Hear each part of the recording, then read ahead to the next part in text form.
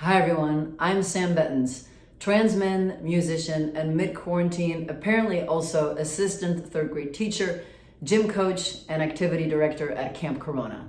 It's warming up in the desert and we are looking at 103 degrees Fahrenheit today.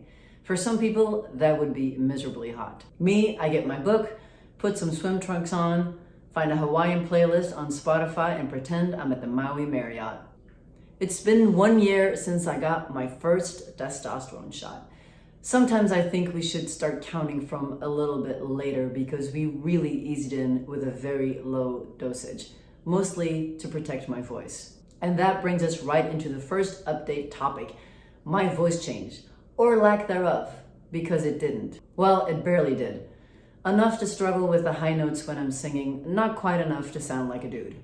I realize this is a blessing in a way. My singing voice has barely been affected. We just have to adjust some songs and sing them in a lower key, but I basically still sound like me. And that's big because it was a huge barrier in deciding whether or not to go on T. Age plays a role here.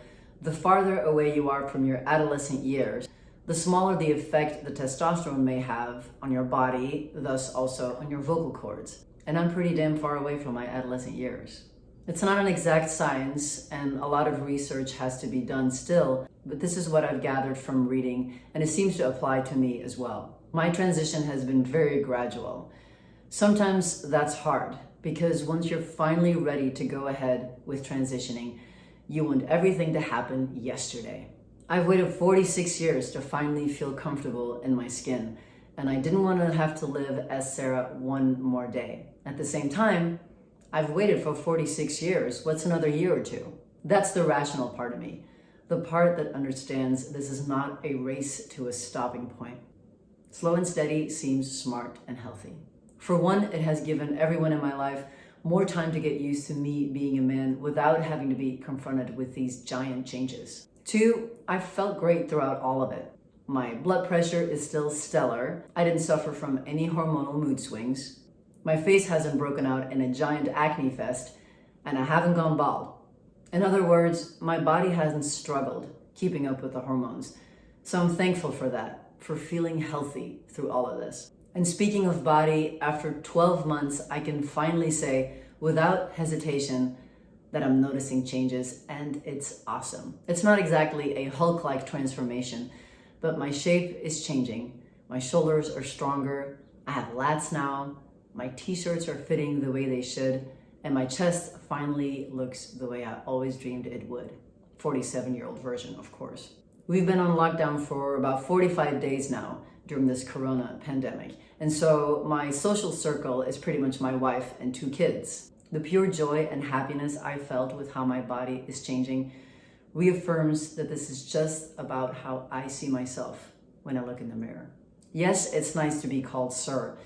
It's great, actually. But more than anything, it's about how my body feels to me that makes all the difference. It has been amazing to see that all my hard work with daily workouts is finally resulting in a body that seems to belong to me. My wife is being patient with this fitness/body obsession because she knows that I'm not just some middle-aged guy trying to show off his guns on Instagram. I am a transgender man who has lived in a body that didn't seem right for my entire life. And while this transition hasn't solved all my problems, it sure has given me a sense of knowing who I am. And that is beyond big. Have I felt regret? Nothing. Not a single moment. Doubts? Always. But I doubt myself on so many levels daily. That's nothing new. I like to talk about this because we tend to look for this 100% certainty threshold that doesn't really exist in anything. At some point, you have to make the leap without that assurance, and that's what makes life so hard or complicated. Every big decision is some leap of faith. It really helped me to see other trans guys be open about this.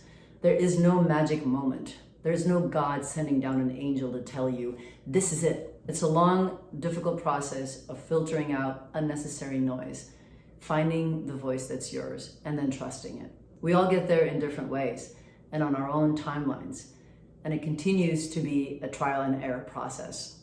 Distractions are real, even if they're benign or well-meaning. your friends, your family, your job, your culture, your upbringing, school. Those things are such a big part of your life. Sometimes it's hard to separate all that outside from your inside. I found that people tend to respond to what's real. Even when people are not really sure who or what I am, they are attracted to the shedding of all these protective layers. Openness and honesty can be uncomfortable and scary. It makes you vulnerable. I think that's where a lot of bigotry comes from, by the way. But it's also freeing. And the more I open myself up, the more I grow into not fearing what's on the other side. A huge generalization about men is that they like to stay on the surface and they don't like to dig too deep. But I knew that's not the man I wanted to be. And I rediscovered my love for my guy friends who are not afraid to admit that they're struggling. The ones who don't claim to have all the answers and can admit to having a hard time sometimes. Not just to me, but just to themselves. Guy handshakes and knowing how to handle them is probably not going to be an issue for me anymore with this virus. I don't think any of us know how we're going to greet each other anymore. By the way, that whole elbow thing, it should have never started, and I really hope it doesn't stick. Small updates. I have leg hair now. Looked a little all over the place in the beginning, but it's settled now, and now it just pretty much looks like a dude's leg. I had armpit hair for a while, but I got a little grossed out myself, so that came and went. May go back to it, time will tell. Cleanliness is still high on my priority list. Where deodorant may have been a formality before testosterone, it may become a necessity now. I smelled myself the other day while working out, and I could not wait to take a shower and get myself right. Oh, and I gained 8 pounds, and I'm still wearing the same pants. Nothing short of a miracle. So after a year, I can say that nothing changed and everything changed. All those little moments with my family, my friends on the road, they are the same, and yet they are so different. I take the same dog walks, I eat the same breakfast, and I sit at the same kitchen counter. But the little nagging voice that said that something's missing is gone. Nothing's missing. The future is uncertain for all of us, not just for us trans guys. So I strive to stay in the moment as much as possible. I feel deep gratitude for all I have. And that's even clearer now that the world has pretty much come to a dead stop. To all of you that are transitioning, are thinking about transitioning, or are just not sure what to think about who they are, I see you and I wish you all the best. And I can tell you that for me, this road has been worth every step, every hurdle. Stay safe and healthy, everybody, physically and mentally. And if you're living your best life right now, reach out to someone who's not. Click like if you like this video, share with a friend if you think they may like it too. Turn on your notifications and subscribe if you haven't already. And as always, I love you, I appreciate you. Hang loose.